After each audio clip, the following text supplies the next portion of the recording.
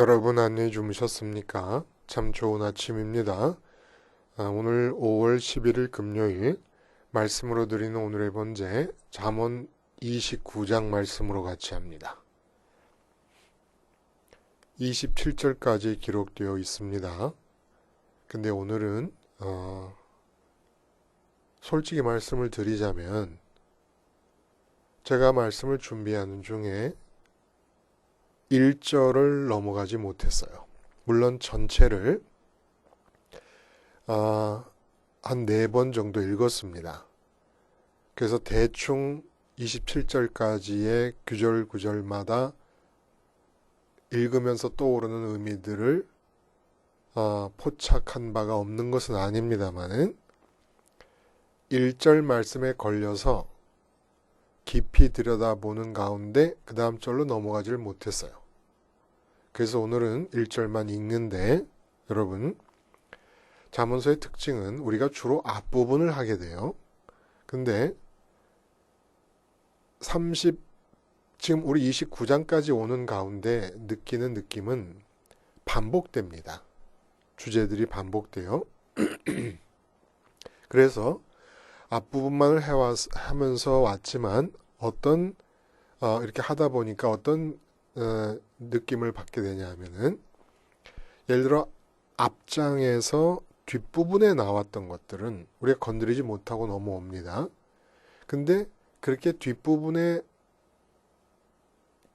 기록되었던 것들이 그 다음 이렇게 가다 보면은 어느 장에서는 맨 앞에 나와 있습니다.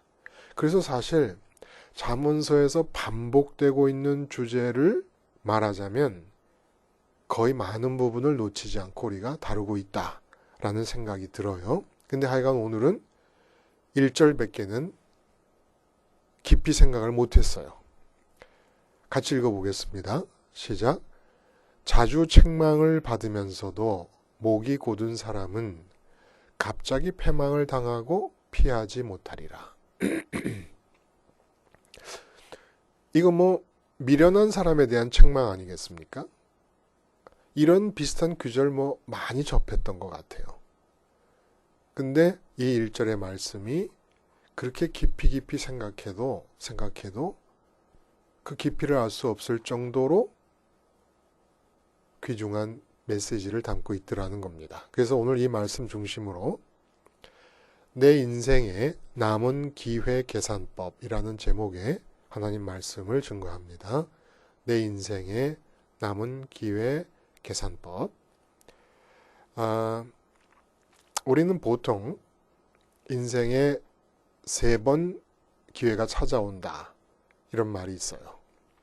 이 기회를 그리스 신화에서는 카이로스라고 얘기합니다. 우리가 크로노스, 카이로스. 크로노스는 과거, 현재, 미래로 이렇게 쭉 일상적으로 흘러가는 시간을 말한다면 카이로스는 어떤 특정한 때를 말하는 거 아닙니까? 둘 다 시간을 가리키는 단어지만 카이로스는 근데 특정한 때를 가리키는 카이로스를 기회라는 말로 같이 사용을 하게 되었어요. 근데 여기 좀 의문이 생긴다는 거예요. 특히 십자가 복음을 받아들인 사람들에게 있어서 과연 특정한 때를 가리키는 카이로스가 기회라는 말과 같이 사용되는 게 옳으냐라는 의문이 생긴다는 거죠. 그래서 이 카이로스라고 하는 그리스 신화에 나오는 신의 모습은 앞머리가 길어요. 앞머리가 길어서 얼굴이 가려집니다. 그러니까 기회인 줄을 사람들이 모른다는 거예요. 잘 알아보기가 쉽지 않다는 겁니다. 그런데 일단 알아볼 수만 있다면 앞머리가 길기 때문에 손만 뻗으면 잡을 수 있다는 거예요. 근데 뒷머리는 민머리예요. 민머리. 그래서 일단 기회가 나를 스쳐 지나가 버리고 나면 뒤에서는 잡을 수가 없습니다. 그런데다 어깨에 그리고 다리에 발에 이 날개가 달려있기 때문에 기회는 한 번 지나치면은 잡을 수가 없고 또 날개가 있기 때문에 주저하다 보면은 순식간에 나를 지나가 버린다라는 그런 이제 얘기예요. 근데 이런 얘기가 참 그럴싸해 보이고 또 우리가 경험적으로도 그렇게 느끼고 있다라고 생각하지만 사실은 이 착각이라는 겁니다. 특히 복음과 연관성에서 말하자면은 기회라고 하는 것은 한마디로 비유적으로 표현하면 점이 아니에요. 점. 선입니다. 선. 인생에 3번만 기회가 오면 여러분은 3번 기회 중에서 몇 번 사용했습니까? 아니면 몇 번 남았습니까? 아니요. 이렇게 카운트를 할 수 없는 게 기회입니다. 왜냐하면 우리가 육체를 입고 이 세상에 태어나자마자 죽을 때까지가 그 자체가 기회입니다. 인생의 다른 말이 뭔지 아십니까? 기회예요. 기회. 찬스. 기회입니다. 인생은 곧 기회입니다. 그래서 기회와 연관지어서 우리 갑작스러움을 많이 얘기해요. 기회가 갑자기 찾아온다. 근데 갑작스러움을 연관지어서 기회에 대해 말을 하려면 어떻게 얘기를 해야 되느냐? 기회가 갑자기 끝나는 거예요. 갑자기 찾아오는 게 아니라. 그러니까 기회는 점이 아니라서 어느 점이 내게 갑자기 찾아온다라고 말할 수 없는 것이고, 기회는 줄이고 선 같은 겁니다. 그동안 줄고 지속되고 있던 기회가 갑자기 끊어지는 것이지, 없던 기회가 점처럼 갑자기 내게 나타나는 게 아니라는 겁니다. 그러므로 인생은 뜨문뜨문 몇 번의 점같이 기회가 나타나는 것이 아니라 태어나면서부터 줄곧 긴 줄과 선으로 이어지다가 나도 모르는 어느 순간 갑자기 끝이 나는 겁니다. 이 점을 복음을 통해서 알게 된 인생관이 우리에게 가르쳐 준다는 겁니다. 그래서 오늘 1절 보면은 자주 책망을 받으면서도 목이 곧은 사람은 갑자기 패망을 당하고 피하지 못하리라 라는 말씀이 나와요. 여기서 자주 책망을 받는다. 목이 곧은 사람이다. 여러분, 이 말도 우리가 좀 거꾸로도 생각을 해봐야 돼요. 책망이 어떤 책망이냐가 중요해요. 그리고 목이 곧은 것도 누구를 향한 목이 곧음이냐, 무엇을 향한 목이 곧음이냐도 중요하고, 목이 곧은 사람은 광야에서 이스라엘 백성만이 아니에요. 예수님도 목이 곧으셨습니다. 누구 앞에서? 이스라엘 백성들이 하나님 앞에서 목이 곧았다면 예수님은 대제사장과 사두개인과 바리새인 같은 그 당시 유대 사회의 지도자들에게 목이 곧으셨습니다. 책망을 받으면서도 목이 곧은 사람은, 자주 책망을 받으면서도 목이 곧은 사람은 갑자기 패망한다 그랬잖아요. 이 말을 문자대로만 보자면, 그 의미를 생각하지 않고 문자대로만 보자면 예수님에게도 적용이 된 거예요. 대제사장과 바리새인과 서기관과 율법사들이 예수님을 책망합니다. 왜 죄인들의 친구가 돼서 살고 있느냐? 왜 손을 씻지 않고 밥을 먹느냐? 왜 안식일에 하지 말아야 될 것을 하느냐? 왜 하나님을 모독하느냐? 응? 하나님의 아들이라 그러면서 왜 네가 하나님을 모독하냐? 수없이 많은 책망을 자주 받았는데 책망을 듣지 않고 있다가 십자가에서 죽었습니다. 그러니까 1절의 문자대로 보자면 예수님에도 적용이 가능하다는 거예요. 아담과 하와가 마귀의 간교한 유혹 앞에서 좀 목이 곧았다면은, 그의 간교한 설득 작업에 넘어가지 않을 만큼 목이 곧았다면은 지금 어떻게 됐을까요? 그래서 책망과 목이 곧음도 상대적이라는 겁니다. 그러면 본문에서 말하는 책망은 도대체 어떤 책망을 말씀하시냐? 잠언에서 말씀하시는 책망은 지혜와 연관된 책망이기 때문에 바로 미련함에 대한 책망일 것입니다. 미련함의 내용이 뭐예요? 터무니없는 믿음, 어처구니 없는 삶입니다. 터무니없긴 왜 터무니없어요? 우주를 지으신 하나님, 그래서 우주보다 더 큰 하나님이 들어오셔야 될 만큼 사이즈가 맞춤형으로 만들어진 마음 안에 이 피조의 세계 중에서도 티끌 같은 지구 위에서 어느 하나의 가치를 고집하면서 그것을 가져야, 그것으로 채워야 마음이 만족과 기쁨을 얻는다고 믿는 겁니다. 그렇게 다른 이 세상 것을 마음에 들여놓는 바람에 하나님이 들어오실 수 없고, 그럼으로써 하나님이 내 인생의 운전자를 할 수 있는, 운전자이실 수 있는 운전대, 손잡이를 가질 수가 없어서 어처구니, 맷돌의 손잡이를 어처구니라고 그랬어요. 어처구니 없는 생이 된다는 거. 이게 미련함입니다. 그러면 목이 곧다는 뜻은 뭡니까? 쉽게 말하면 우리는 체질적으로 미련할 수밖에 없어요. 이 세상에 있는 것들 육체로 접할 때마다 육체로 접하는 그것들에게서 기쁨을 얻으려는 것이 체질적으로 작동을 합니다. 여기까지는 원죄를 받고 태어난 것이니까 어쩔 수 없어요. 그러나 하나님이 그 다음부터 단계에 길을 주셨습니다. 번제를 드리라는 거예요. 십자가에서 죽으라는 겁니다. 그래서 목이 곧다는 것은 이 세상에서 기쁨을 얻겠다고 하는 내 유전적 체질에 의해서 무언가 이 세상 것을 잡을 때 그 잡고 있는 모습을 십자가에서 죽이지 않는 겁니다.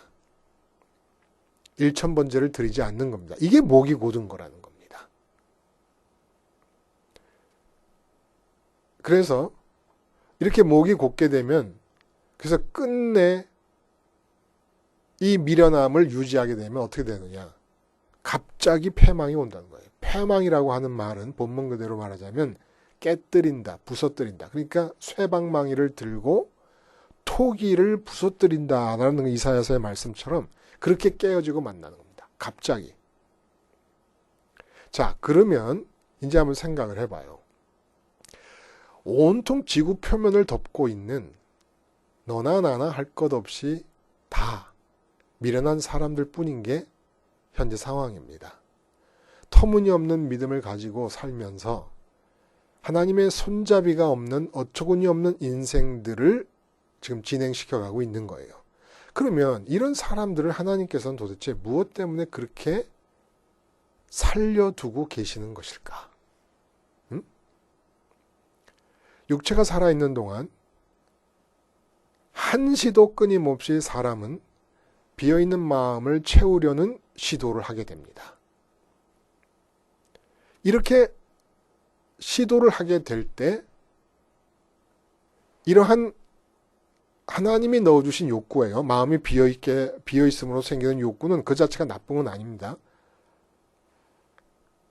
왜 살려두고 계시느냐 하면 이러한 욕구가 작용해서 뭔가를 채워서 만족과 기쁨을 얻으려고 할 때에 육체를 가지고 있기 때문에 만날 수 있는 이 세상에 있는 그 어떤 것보다도 하늘에 계신 영이신 하나님을 더 우선적으로 선택할 수 있는 기회를 얻게 하시려고. 이 세상에서 눈에 보이는 그 어떤 것으로도 안 되고 오직 눈에 안 보이는 하나님 한 분만으로 내 마음은 온전히 채워줄 수 있다는 사실에 대한 믿음을 갖게 하시기 위해서. 그래서 그 믿음을 따라 이 세상에 사는 동안에 하나님에 의해서 마음 채움을 경험할 수 있게 하시기 위해서. 결국 우리가 육체를 가지고 살고 있는 이유는 뭡니까? 육체를 가지고 살고 있는 동안에 육체가 있기 때문에 이 세상에서 만나게 되는 많은 소중한 가치들이 있습니다. 그 가치들보다 보이지 않고 육체로는 만나지지 않고 있는 그 하나님을 더 사랑해 볼 수 있는 기회를 지금 주고 계시는 겁니다. 그러니까 삶은 태어나서부터 죽을 때까지가 이 기회예요. 하나님을 더 사랑해 볼 수 있는 기회. 근데 이렇게 더 사랑해 볼 수 있는 기회를 주셨음에도 불구하고 끝내 미련한 믿음, 어처구니 터무니없는 믿음을 가지고 하나님을 나몰라라 하고 이 세상에 있는 것들을 가지고 마음의 기쁨과 만족을 얻겠다고 살다가 보면 줄곧 선처럼 줄처럼 이어지던 기회가 갑자기 끊어지는 날이 있을 거라는 겁니다.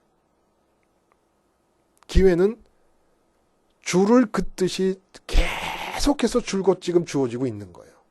근데 끝내 이 터무니없는 믿음을 고집하는 미련함을 가지고 살아갈 때, 책망을 듣지 않을 때 갑자기 끝나요. 그럼 책망은 어떻게 오는 겁니까? 예를 들어서 터무니없는 믿음이 작동하는 바람에 돈을 선택합니다. 돈에 대한 믿음을 갖는 거예요. 돈이면 만족을 줄 것이고 기쁨을 줄 것이다. 그러면 책망이 어떻게 옵니까? 돈을 못 벌어요.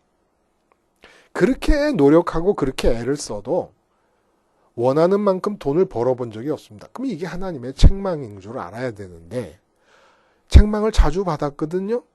돈 벌겠다고 일을 악물고 사는 동안에 책망을 몇 번 받았습니까? 얼마나 많이 받았어요. 근데 못 깨닫는 겁니다.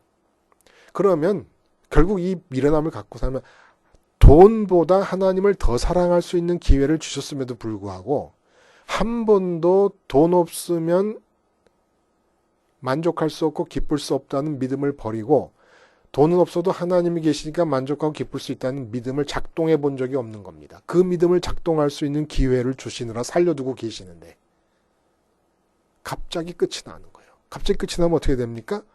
우주 왕복선이 폭발하는 바람에 우주로 버려지는 것과 같이 영원히 우주보다 더 큰 하나님 크기로 만들어진 내 마음이 비어있는 상태에서 혼돈과 공허와 흑암의 두려움 가운데 영원토록 살게 되는 지옥으로 버림을 받게 된다는 거예요. 이 기회를, 하나님을 더 사랑해 볼 수 있는 기회를 놓침으로써. 육체의 의미는 오직 이 기회라는 사실에 있다는 겁니다. 그래서 이렇게 이제 예를 한번 들어보는 겁니다. 자, 내가 살아오는 과정 중에서 뭐 사람들이 알아줄 만한 이 세상에서 이렇다 할 대단한 일을 전혀 못했어요. 근데 아무 상관이 없다는 거예요. 예를 들어볼까요? 대단한 일은 고사하고 소위 남들이 다 간다는 장가도 못 갔고 시집도 못 갔습니다. 아니면 장가가고 시집 갔더라도 실패해서 이혼해버렸습니다. 그리고 결혼은 유지되고 있지만 자녀들을 낳아서 기른다고 길렀지만 다 자녀들이 꼴이 말이 아닙니다. 게다가 하는 일마다 다 실패했고 직장도 없습니다. 또 직장을 겨우 가졌더라도 승진도 제때 해본 적이 없습니다. 그리고 이제는 몸에는 갖가지 병이 나서 종합병원인 상태가 돼버렸습니다. 심지어는 극단적으로 이러저러 하다가 그만 중한 범죄를 저지르게 돼가지고 사회적인 지탄을 받고 재판에서 종신형을 언도받고 감옥에 들어가 앉아있는 상태가 되었습니다. 그렇게 되니까 가까운 가족이나 친척, 심지어는 배우자까지도 완전히 등을 돌려가지고 지구상에서 버림받아 철저히 혼자 되었습니다. 사정이 이렇더라도 실상을 말하자면 어떤 줄 아십니까? 인생에 대한 하나님의 본래의 목적을 염두에 두자면 즉 하나님을 이 세상 어느 것보다도 더 사랑해 볼 수 있는 기회가 인생의 목적이라는 점을 생각하면 육체가 살아있는 한 종신형을 언도받고 감옥 신세가 되었더라도 실제로는 아무것도 잃은 게 없어요.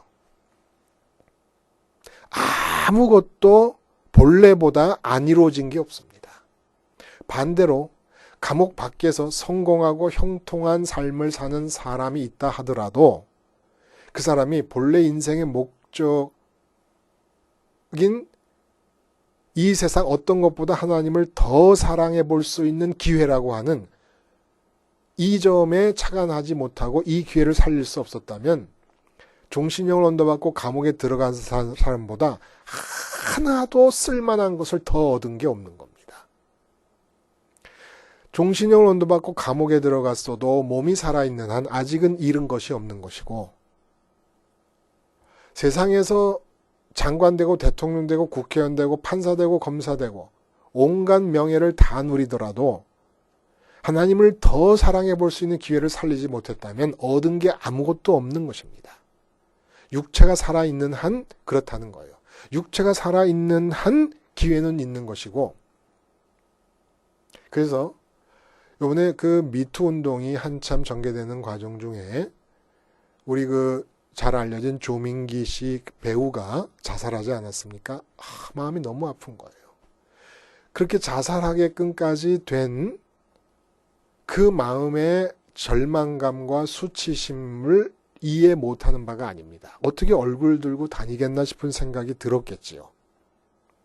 그런데 하나님이 그 육체의 목숨을 걷어가시지 않은 것이라면 하나님은 기다리고 계셨습니다.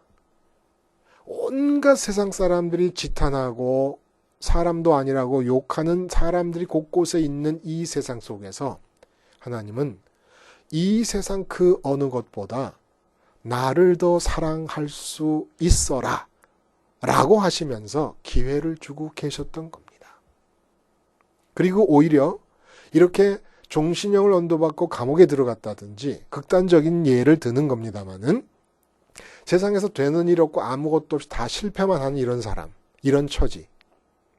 말하자면 이 세상 그 어느 것보다도 하나님만을 더 사랑하기에 유리한 조건에 놓인 거예요.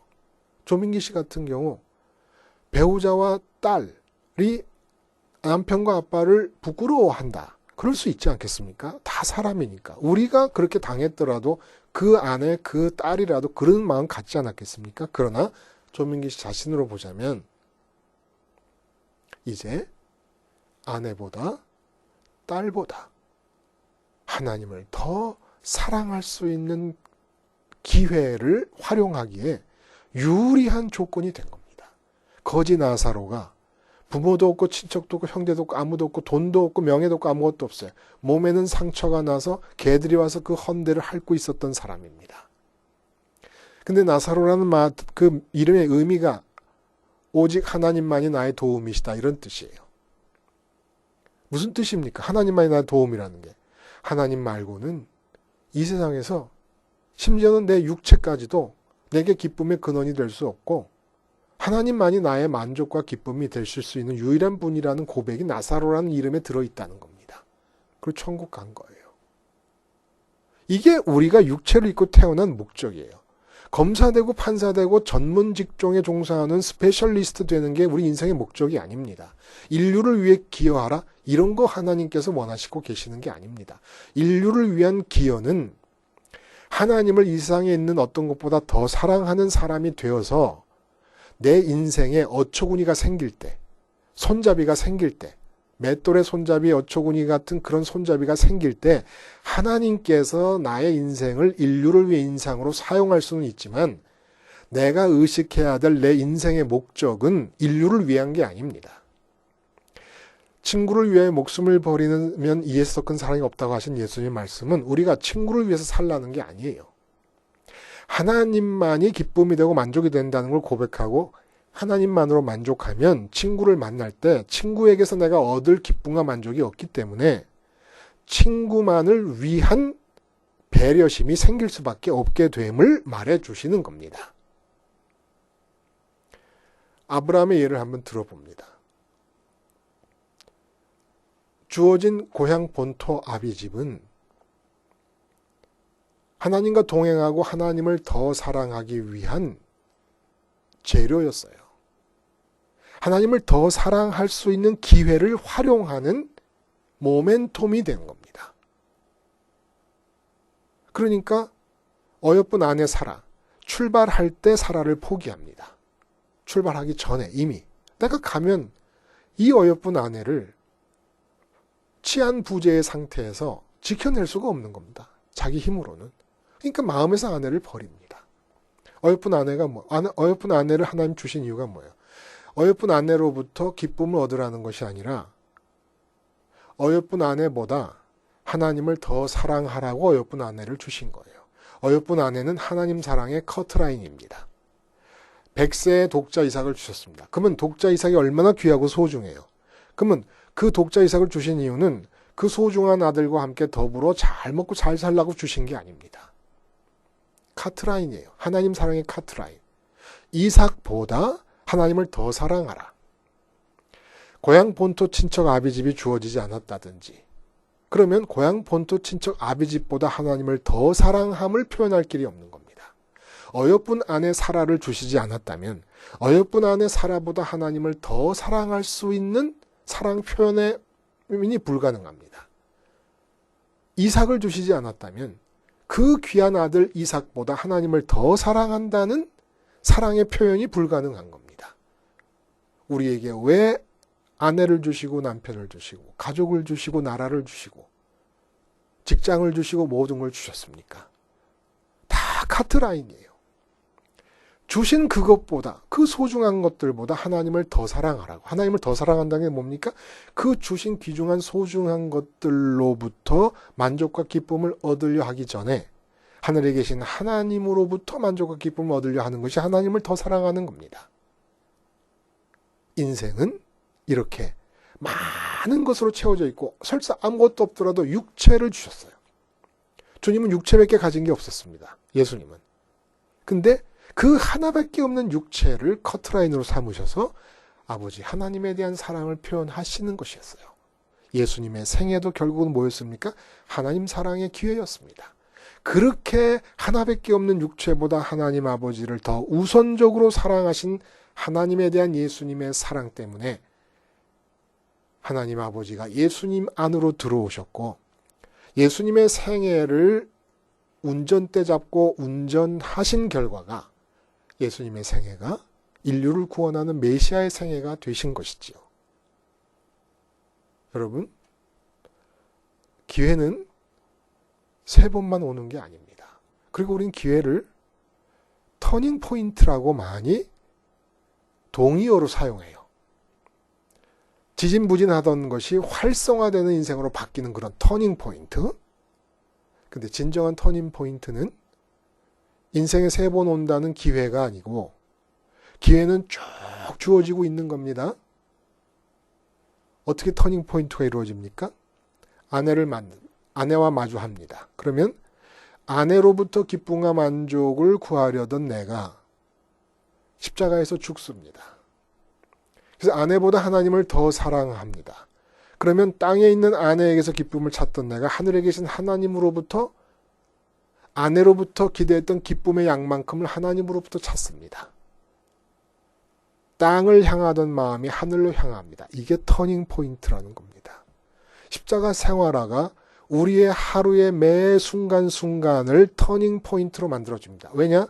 우리의 유전체적인 습성은 언제나 땅에서 육체 때문에 만나게 되는 것들로부터 기쁨과 만족을 얻으려 하고 있기 때문에 십자가에서 그것에 대해 죽음으로써 터닝하게 됩니다. 하늘에 계신 하나님을 향하여. 그래서 매 순간 육체가 어떤 계기를 만날 때마다 십자가 아래에서 죽음으로써 터닝 포인트를 만들어 가는 겁니다. 터닝 포인트가 만들어지면 하나님께서 내 삶을 어처구니를 붙잡으시고 맷돌 갈듯이 움직여 가시고 이끌어 가십니다. 어떻게 기회를 계산하겠습니까? 기회는 점이 아닙니다. 몇 번 주어지느냐가 아닙니다. 기회는 어떻게 계산해야 되냐? 기회는 줄곧 이어져 가고 있습니다. 그리고 점인 기회가 갑자기 나타나는 게 아니라 줄곧 이어져 가던 기회가 오늘 패망한다라는 말씀이 나온 것처럼 갑자기 끊어지게 됩니다. 근데 그때를 우리가 알 수가 없습니다. 지금은 성공할 때가 아니에요. 형통을 바랄 때가 아닙니다. 아내와 남편과 가족을 더 사랑할 때가 아닙니다. 명예를 추구할 때가 아니에요. 아내와 남편보다, 성공과 형통보다, 자녀보다, 이 세상의 모든 침 흘리게 하는 귀중한 가치들보다 하나님을 더 사랑해 볼 수 있는 기회입니다. 이 기회를 살리기 위해서 주님이 십자가에서 죽으신 거예요.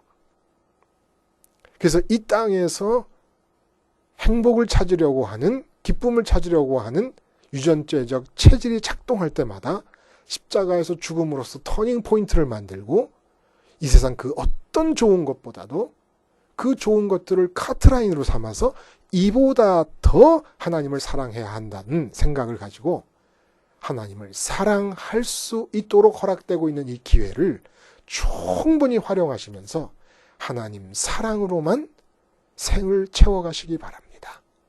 하나님 사랑이 뭐라고요? 하나님 때문에 기뻐하고 하나님 때문에 범사에 감사하고 하나님 때문에 끊임없이 하나님을 향해 대화하는 것. 하나님 사랑입니다. 기도하시겠습니다. 아버지 하나님, 기회의 셈법을 달리하여 이제는 기회를 놓칠까봐 두려워하는 마음이 점으로 임하는 기회에 대한 것이 아니라 선으로 지속되고 있는 기회의 끝에 대한 것이 되게 하셔서 날마다 십자가 생활하러 터닝포인트를 만들며 주어지는 모든 소중한 것들, 바라는 모든 소중한 것들을 커트라인으로 삼아 하나님 사랑을 실현하는 기회 활용의 주인공들이 되게 해 주시옵소서. 예수님의 이름으로 기도드리옵나이다. 아멘.